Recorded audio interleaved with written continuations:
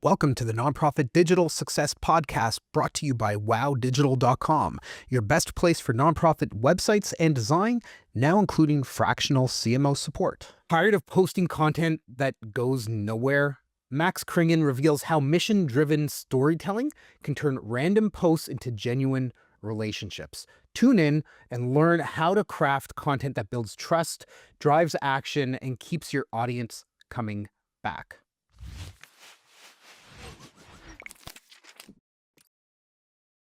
Welcome to the Nonprofit Digital Success Podcast. I'm your host, David, and in this episode, we're going to be talking about storytelling, going human first, and probably a little bit of digital strategy. And I've got Max Kringen here with me. Max is the founder and chief storyteller of Tellwell, which is a Fargo-based creative studio helping mission-driven organizations tell stories that spark connection, build trust, and ultimately drive some kind of action. Max, thank you so much for joining us on the show today. How are you doing? Thanks so much for having me, David. I am so excited to be here. I've become a fan of the pod and a fan of Wow Digital over the last couple of months. And so I'm really excited to be here and chatting with you. Awesome. So let's jump right in, right? Yeah, let's do it. Nonprofit leaders, they tend to struggle to turn any kind of data and impact information into content that actually connects, is compelling, and kind of connects emotionally with their ICP, their ideal customer profile. Sounds a little bit businessy, but we need to have personas and avatars so that we know Absolutely who we're talking to and what drives them and what motivates them. So what is like human first storytelling, and how can nonprofits kind of move towards that? That's a great question. And I think the thing that gets me really excited about it is a really significant shift from how people think today about what they think impresses a donor or that customer. As you think about that ICP, there are different things that impress different people. But a kind of universal truth, I believe, is that people connect with stories before they connect with stats. You have to earn the opportunity to share those nerdy stats because people don't remember stats. Our brains just aren't built to remember them.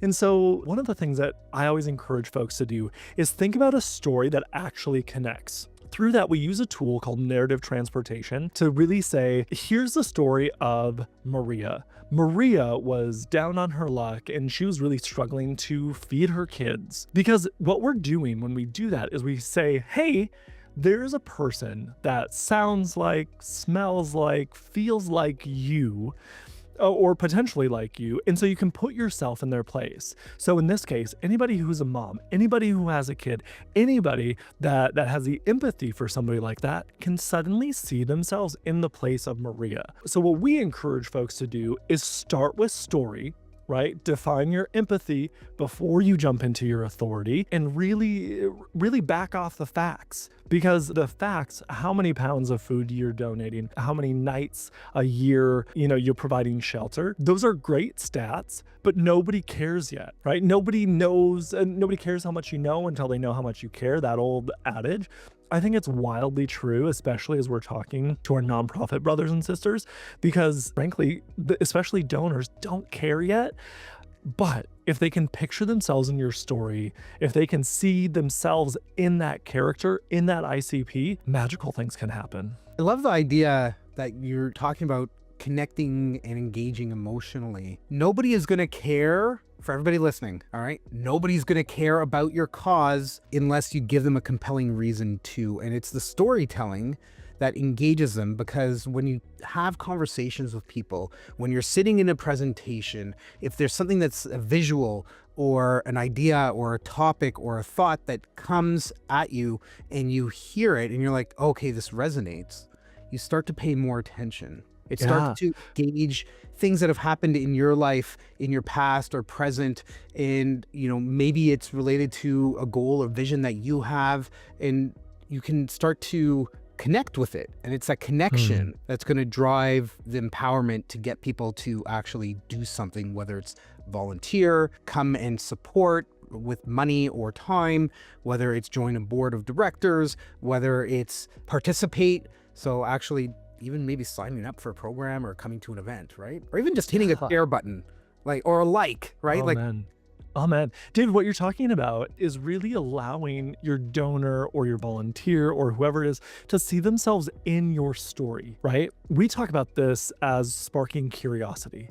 And so if we can spark curiosity, we are then starting to earn the trust to go into that educate phase about how to get involved with clear calls to action and things like that. But what you're talking about is sparking curiosity, and it is the most powerful way to invite somebody into your story. Spot on. So storytelling, I think I've heard you talk about it in seasons, like introduce, educate, engage, remind, right? So in terms of a framework, how can organizations create content with purpose instead of just like scrambling week to week? Like we were talking just before we hit record here about how we have a cache of episodes so that we're not scrambling the week of to get something done. I saw like this big smile kind of show up on your face when I was saying that. So how can nonprofits kind of go in that direction? If you're a nonprofit listening, you're probably nodding along right now because you've been there where you're like, oh my gosh, what am I going to post today? What am I going to post this week? I just need to get something out. And so the way that we've shifted that is to really take how people interact. If you think about any good relationship that you've been in, likely there were 4 parts that you went through. First is introduction. Right? You have to understand, like, could this thing be for me? Then you go into education where you start to figure out, where do we align on some different things? Like, where do our interests align? Where do our values align? And some of those types of things. Eventually, there has to come a call to action, right? That invitation into the story. And then finally, any good relationship, any long-sustaining relationship has this idea of remind. Remind people that you love them so that way they remember that they love you too. And so I would love to tell you that this came to me in just like a stroke of brilliance or like it came to me in a dream. But the reality is I was kind of BSing with a client and they're like, so how do you build your content calendars? And I was like, oh, well, and then really started to think about our trust framework. Introduce, educate, engage, and remind. And what was starting to come out, and I'm a verbal processor anyway, was this really natural alignment with seasons. And then I was like, wait a second, spring is about sparking curiosity. It's all about like opportunity for new beginnings. Summer is about building trust. And so we're in the Midwest in the United States. And so summer is all about like the growing season. And it's like tending to your crops and making sure that they understand like they are loved and they are cared for and we are cultivating them. We're making sure that the weeds are pulled. Our gardens are beautiful. And we have to do those 2 things before we get into fall, which also happens to align with major giving seasons. Right? Like in the US anyway, and I think this is true for Canada too, like some wildly large percentage of giving happens in the 4th quarter of the year. And so fall is our time for engagement. It's our time for calling people to action. It's our time for inviting them into the story. And then what I've seen happen way too many times is after that big fall giving season, after that big push, after you've raised all of this money and you're like so excited, then we just go dormant, right? January, February, March, we're just like, whew, well, thank God that's over. And then you're like, what do I do next? But I think that there's a huge opportunity in that winter season for that remind phase of a relationship. Remind people that you love them so that way they remember that they love you too. And so that is really our time to say, hey, we did this together. I don't have another ask for you right now. I just want to tell you, you matter to this story. You're a part of this story. I'm grateful for you being a part of this story. And your donation has this specific outcome, right? And I think as we think about those in the seasons, our bodies are also started to get like a little bit nerdy about this. And then I had some friends and I was like, does this feel right? And then I have an extremely nerdy friend who's like, actually, our bodies are like physiologically more inclined to be ready for those things at those different seasons. Because in the spring, we're so excited about the sun coming out again for long periods of time that we're like, hey, there's opportunity for new things. Summer, we feel very safe, and so it's our time to welcome others into it. Fall, when we're getting those good smells and like the cookies, we're feeling very generous. And winter is just when we want to hunker down with a good book. And so it's a great time to remind somebody that you're in the story. And so we call that our seasons of story. Of that idea. It's really, really awesome. For anybody that's looking at this, The podcast is on video. Also, everybody, you can go to YouTube, you can get on Spotify video, etc., etc. But on the wall behind me, I have our content calendar.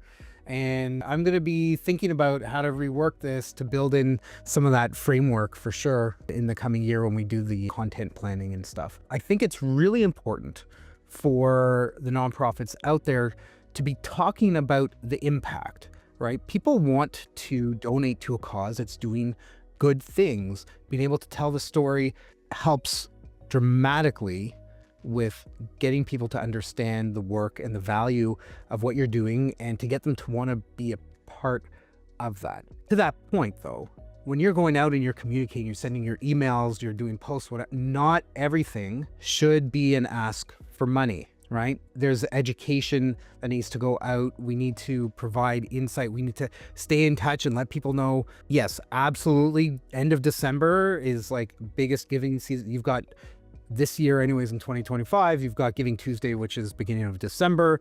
And then you've got end of year giving for people to get their tax receipts, that type of thing. And January, February is the perfect time to talk about how that is going to have a positive impact and tell the stories of who those are going to impact.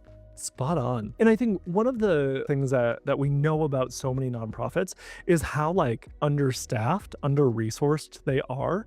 And so even thinking about that as a framework could feel really intimidating to say like, does that mean that I have to have 12 stories or I have to have 52 stories that I have to be like figuring out like how they fit into each other? And I think about this less as like we have to have different stories, but it's more about the lens at which we look at that story through. And so that could mean maybe we're talking about one story per quarter, but we go a little bit deeper with it each month, right? And we talk about it, we look at it through that slightly different lens, through whichever part of that relationship or trust framework that we're in. But the other thing that we can do is to feel like we want to keep our content fresh.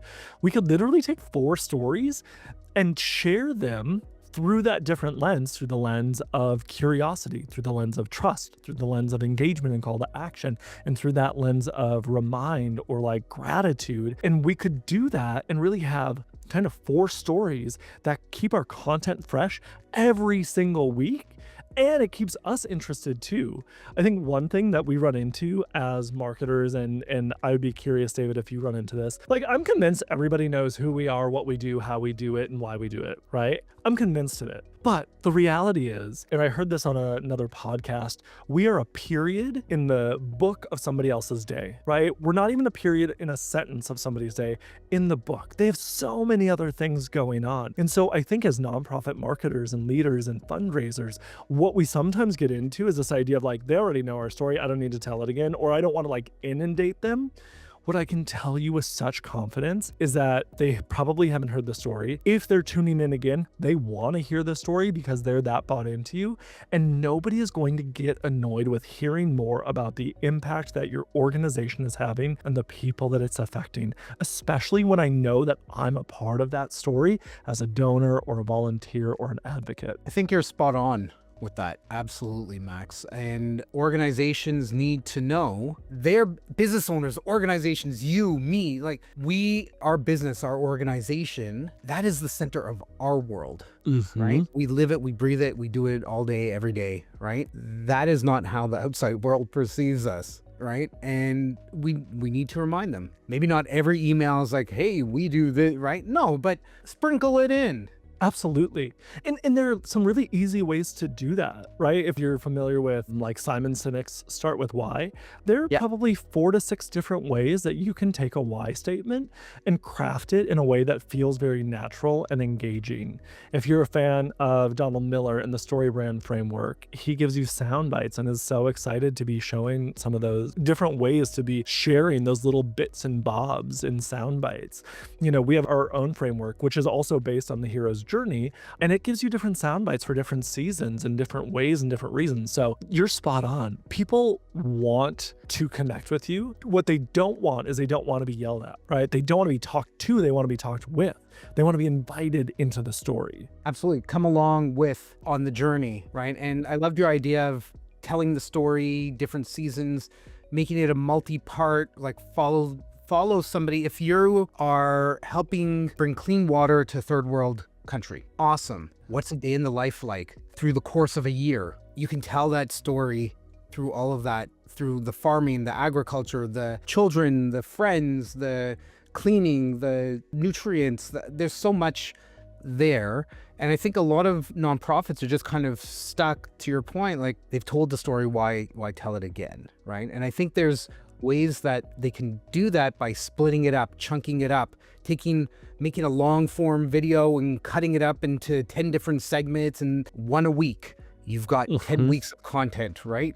Or social posts, that kind of stuff. And I don't think a lot of nonprofits are thinking that way. So how can, in your opinion, how can they kind of step off of the treadmill of how do we do this and start building a rhythm that actually drives some kind of action for them? Yeah. First of all, it's really sage advice that you just shared. And second, we talk about it as like a content hamster wheel. Feels like it's impossible to get off. And I think one of the biggest opportunities for folks is to take a piece of content and figure out what are the 10 to 15 different ways that I can be using it. And that can feel daunting, but we have some magical tools, some like really incredible tools at our disposal for free or wildly inexpensive. You know, using tools like ChatGPT or Claude, Gemini, or in the Copilot, if that's for some of our nonprofit friends, you can take any of these pieces that you're doing and ask it to create different versions of it for you. And so what I always encourage people to think about is like, how do you take that one piece of content and have that content have enough substance to get 5 to 10 to 15 uses out of it. There's some really cool tools like Descript or OpusClip that allow you to take a video as an example, because like a video is a huge investment, right? For our nonprofit clients, we're asking them to spend, starting at $10,000, and sometimes it goes all the way up to $25,000 or $50,000. And one of the most painful things, both as a creative director who creates videos, but also I would imagine for like the fiscal responsibility of a nonprofit, is to see that expensive video that we put so much time, effort, energy, and love into, to watch it go over to YouTube to die. That is the most painful thing, and you will never see your return on it. And so, to your point, take that one video, make 10 to 15 different clips out of it, and then you can even start to look at that clip through the lens of trust, through curiosity, through engagement, and through remind. Like you can look at it through that lens and say, hey, do you remember this person? Because of your gift, we were able to do X, Y, and Z. And so you can even use some of those same clips over and over again.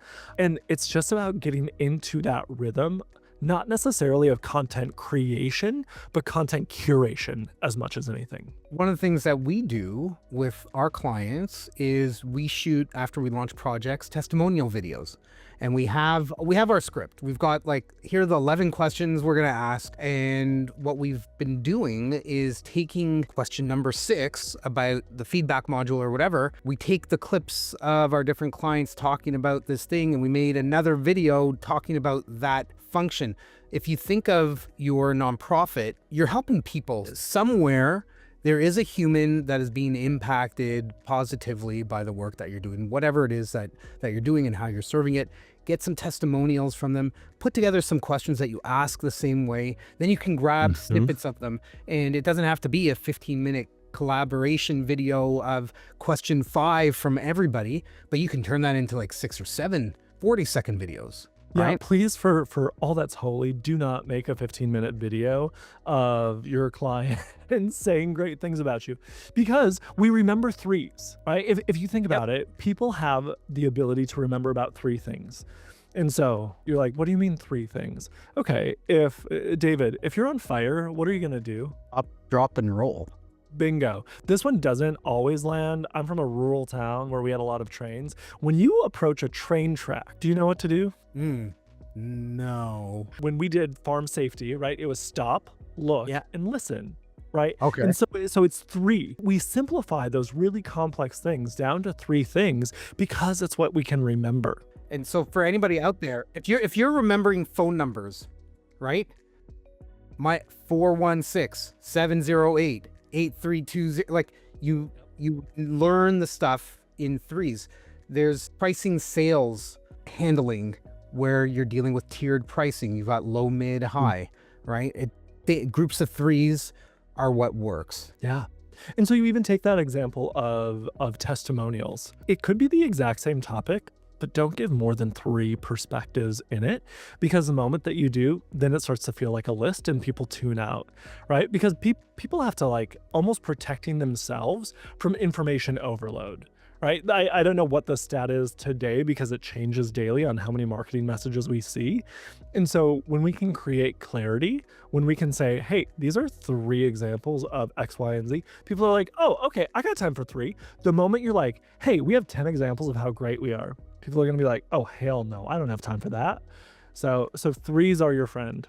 Okay. So we're talking about content. We're talking about producing engaging content. We're talking about, taking stuff that you've already got, repurposing it, changing the intent of it, putting in messaging that will resonate. We also need to be thinking about design, right? Because visuals, a picture is worth 1,000 words. We were just talking about video. I like to say video is worth 1,000,000 if a picture is worth 1,000. But design is really important. How can getting something engaging, eye-catching that stops somebody in their doom scrolling in whatever social platform they're in, it could be intimidating, especially if you have a small budget. So do you have any small design principles or tweaks that can instantly level up a nonprofit's brand to make them feel or look more credible? Yeah, I love this question. And what you're talking about too is a theory called the halo effect. The halo effect really says people are going to perceive the value to be different than what it might actually be if it looks better, if it is presented better. And so as you think about the incredible work that an organization does, you can actually make it appear to be even more valuable. And this is a double-edged sword.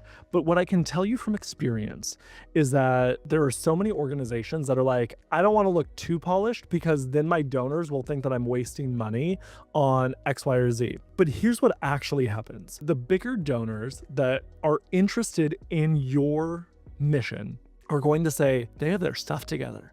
They know what they're doing. They are treating this like a business. And that is something that I can invest in. That is something that I want to put money into. And so here are, I would say probably 2.5 super quick. And I'm a designer by trade. That's how I started. I actually started in the promotional products industry. And so I made a lot of pens, a lot of t-shirts, a lot of random things.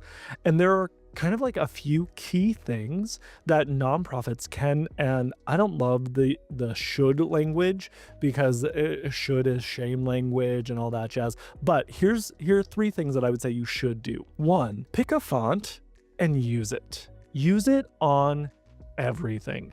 That feels really elementary, but here's what happens, especially as we have younger marketing and communications and fundraising folks.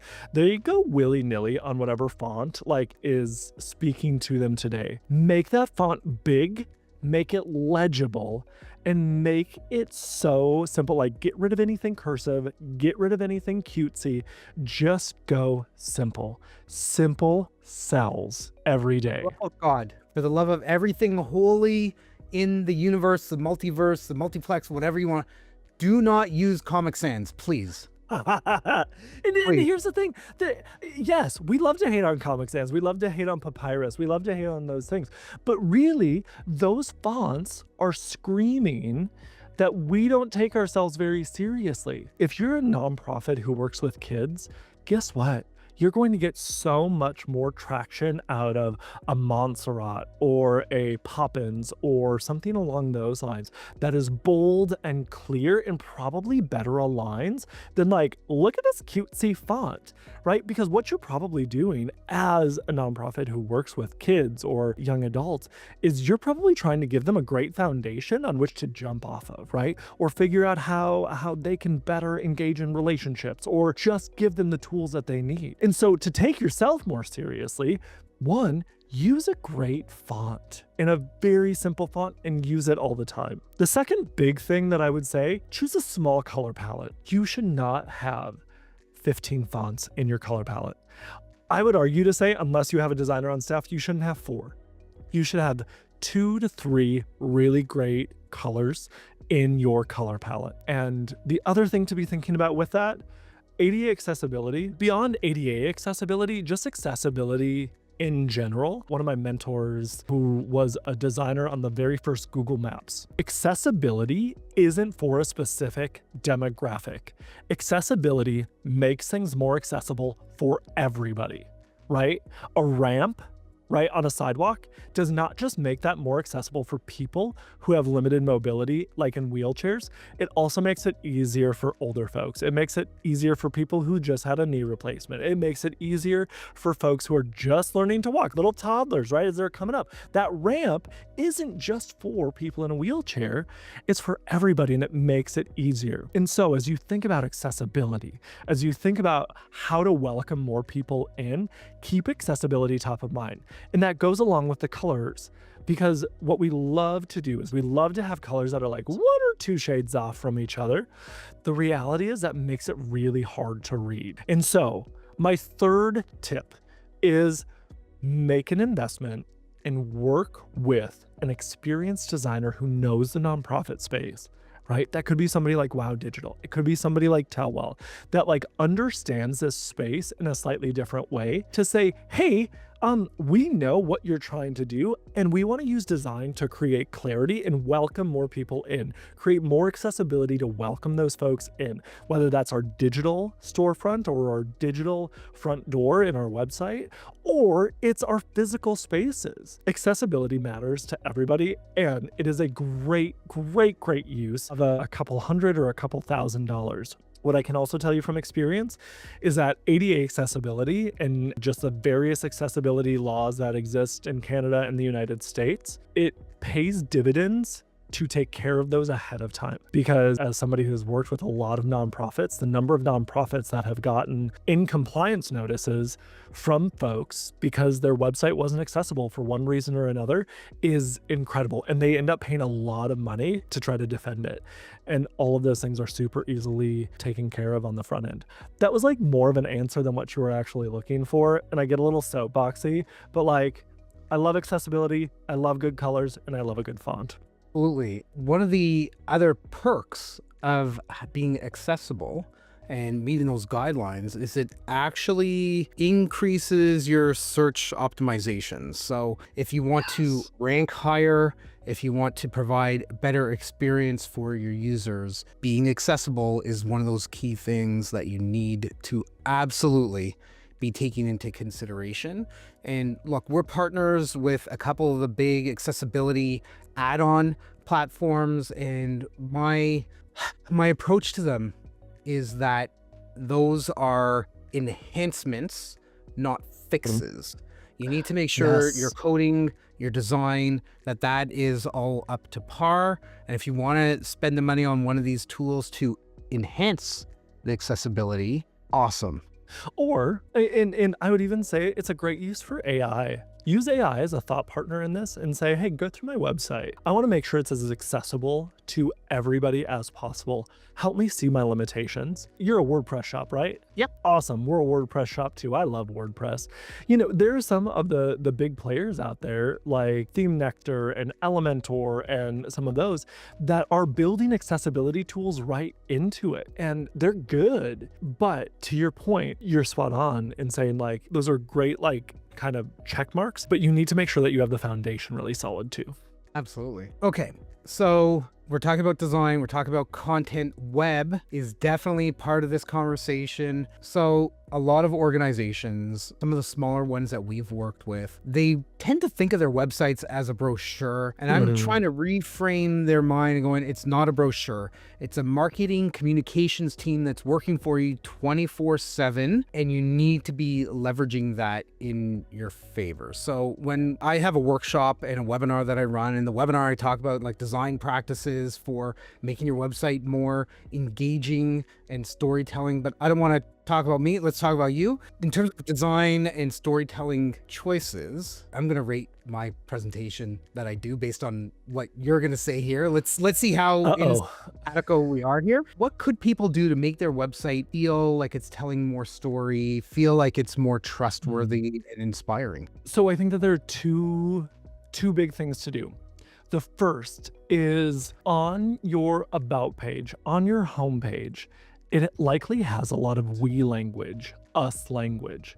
The first thing to do, make it you language. Talk about who you're talking to and get really crystal clear on who it is you're talking to. If your website is a resource for the people that you serve, that is one persona that you can go down. But more than likely, those folks are being connected to you through a variety of different agencies and connection points anyway. So your website is not actually the tool that they're finding resources on. Your website is a donation tool. It is a platform to welcome in donors for to amplify your mission.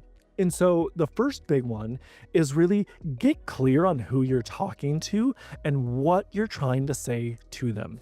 Make them the hero of your website. So many nonprofits, we love to talk about ourselves, but like, get over yourself. In order to invite other people into the story, you really have to start talking about them. One of the ways that we suggest doing this, and I would love to riff on this if you do something similar, is sometimes we create persona-based websites versus service-based websites. So a persona-based website is like when they get to your website, we navigate them off to their individual part. And so it could be like, hey, I'm in the case of like a women's shelter in town. It's like, hey, I'm a mom and I need help right now, right? That is the big button on the right-hand side. We put it on the right-hand side because that's where people naturally read from, oddly enough, even though we read left to right. And on the left-hand side, it's I'm a supporter and advocate and I want to learn more about the impact that you're having. And so right off the bat, we're saying, hey, we're ready to meet you where you are. And then it takes them to their own individual experiences. Do you guys do something like that or ever play with that? We definitely work with our clients to build out personas or avatars, whatever you want to call it. We take a look at demographic, geographic, and psychographics. If nobody knows what psychographics are, go listen to episode 16 of the podcast. I know it's from a couple of years ago, but I talk specifically about Psychosegmentation. psychographics. Yeah, so go take a listen to that and it'll give you a lot of clarity around how to develop that and work with it. A lot of our clients, we have conversations around what does your avatar care about? How can we talk and engage with them? And even like I do mentoring and coaching for other nonprofit agencies and consultants and whatnot. And what I tell all of them, I was at a networking event last night and we were talking about this. Stop talking about yourself because nobody gives a damn, right? Nobody cares. Nobody cares about you. They care about them. Right. So the question you need to ask yourself, everybody listening, whatever your mission statement is, whatever it says when somebody lands on your homepage or the top 5 pages of your site, go look at your analytics, okay? Ask yourself, so what? We go provide nutritious meals to children before school. So what, right? What's the point of that? It's a great idea. It's a great concept. You're helping people. You're doing something very valuable, but that's not engaging and compelling to me to want to do anything about it. It's all about you. So I love that you mentioned that. You know, David, one thing I'll give you like props on and challenge that exact example in real time. You actually made that more human because that's just like what you do, right? Most people are not talking about, you know, we feed kids before school so that way they, you know, go to school with their bellies full and their brains ready to go, right? You said that really beautifully.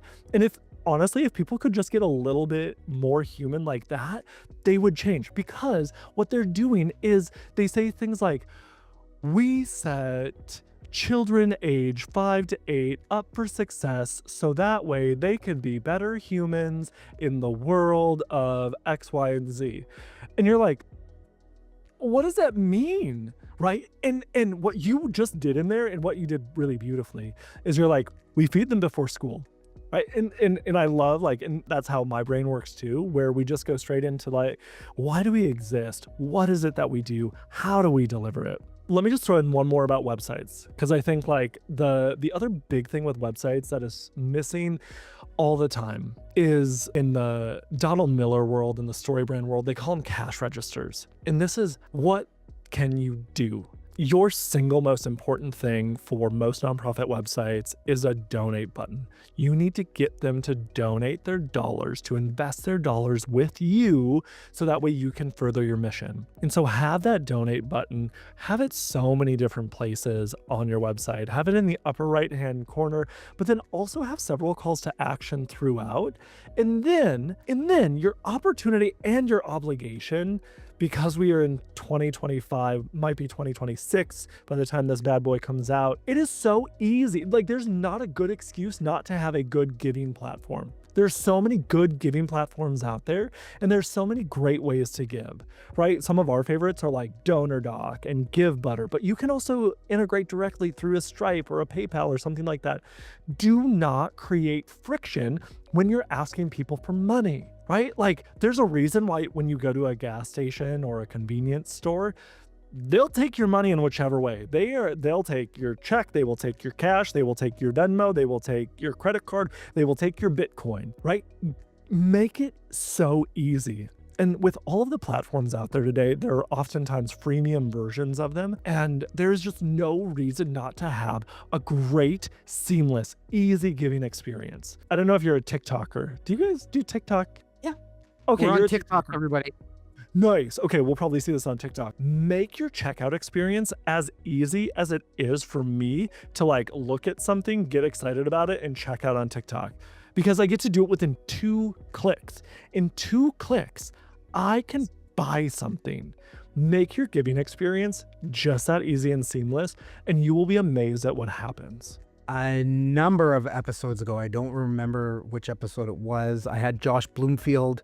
He's the CEO of GiveCloud, which is a donation platform, and we were talking about gamifying donations. Yes. And not be like, donate a backpack for back to school, right? Get supplies to those that need it. Donate 5 backpacks, right? And try to, how many backpacks could I donate, right? What's the impact that I could have? So in terms, the one thing I would add to what you said about have donate everywhere, make the donate call to action relevant to the content that it's within, because at that point, it's logical. It's not just donate. It's, I don't know, buy school supplies or whatever, right? And I think that is what's going to make it more compelling for somebody to actually click on it. I don't know what the kids say these days. I would say like retweet or like double tap on exactly what you just said.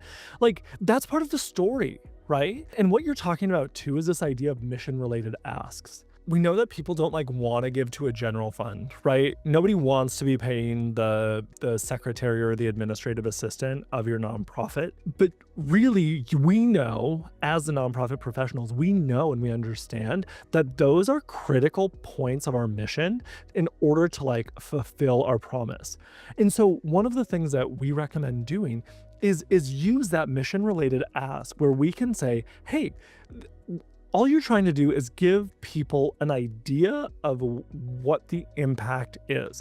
And so it could be like, this dollar amount does 5 backpacks, and this dollar amount pays for a camp, and this dollar amount does this.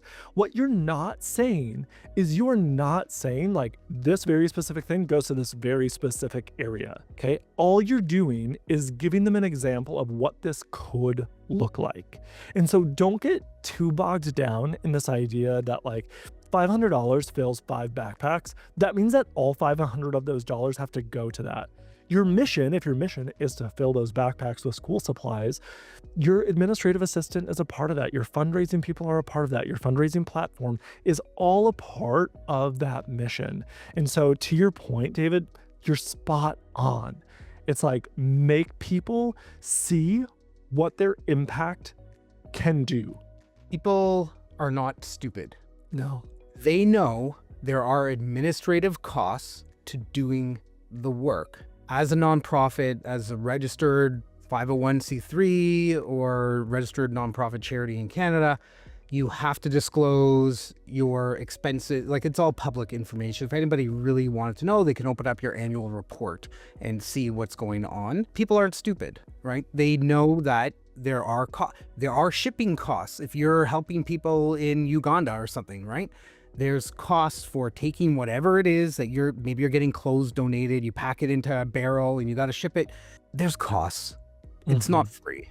Maybe you can get some of that shipping stuff donated. That'll be really cool. But that would be nice. That's a whole other side of it. Max, it's been an awesome conversation. Maybe we'll have you back on another episode down the road and dig in a little bit more on some of these, but amazing concepts, thoughts, ideas around storytelling with purpose and rhythm and cadence and content creation and web. It's very clear you know what you're talking about. I hope the folks listening to you and I are getting some really great thoughts, some gold nuggets out of the conversation that we had. I'm going to put you on the spot here. If you were to issue everybody a challenge, something you want them to do within 24 hours of listening to this episode, what would that challenge be? My challenge is very simple. I want you to go to your website. I want you to go to the About page, and I want you to copy all of that content, throw it into the AI of your choice, and I want you to say, pivot this content from talking about me to talking about the people that we serve and our donors, and watch it do its magic. And in moments, you're going to see and you're going to feel a really significant difference. So the one thing, go change your About page tomorrow. Go feed that content back to your web designer, feed it over to your webmaster, whoever that is, and just say, hey, I got this. I got this stuff, and I'm figuring some stuff out, and I need to make them, whoever they are, the hero of this story, and we're the helpful guide. Love it. If anybody wants to get in touch with you, Max, what do they need to do? Oh, we're very easy to find. One, you can go to our website, tellwell.com. We have a podcast called Tellwell the Podcast, where we're talking to mission-driven leaders from all over the country. We have a online and in-person nonprofit storytelling conference called Well Told. And if you just look for the Well Told conference on your favorite Googles, you will find it there. And I would love for you to connect with me. I'm on LinkedIn. I'm on all the socials at Max Kringen. And you have a free resource for everybody. So if you've made it through to this part of the show, right, you've got a resource, the Seasons of Story framework and content calendar for 2026. Yeah. So we have that content calendar that we talked about, the Seasons of Story. If you go to wetellwell.com/seasons, and we'll have a link in the show notes as well, I'm guessing, you can get that. And there are a combination of video walkthroughs as well as downloadable Google Sheets calendars for you to actually go and create your own. The other thing that I'm going to throw in, just because we've been talking about it, I'm going to give you access to our Tellwell AI brain. And that's really like, it's all the things that I nerd out about on a regular basis, and all of our favorite frameworks, from the hero's journey to start with why, and they're all baked in to this Tellwell AI brain. And use it, have fun with it, like try to figure out some new stories around it. It's a great resource, and our clients have been loving it. What I find a little bit scary is that sometimes it can be more me than me, where I actually like check my own work against it, and I'm like, does this sound like me? And they're like, well, actually, we need to make this more about the person you're talking to. And I'm like, damn it. So we'll throw that in as well. Amazing value, everybody. I hope you have an awesome time playing around with the AI. Make yourself sound like Max. No, I'm just kidding. Dangerous. Max, thank you so much for joining in today. It's been great having you here on the Nonprofit Digital Success Podcast. To everybody listening, if you want any of the links or resources that Max provided, just head over to our podcast page at nonprofitdigitalsuccess.com. Click on this episode for all of the details. And until next time, keep on being successful.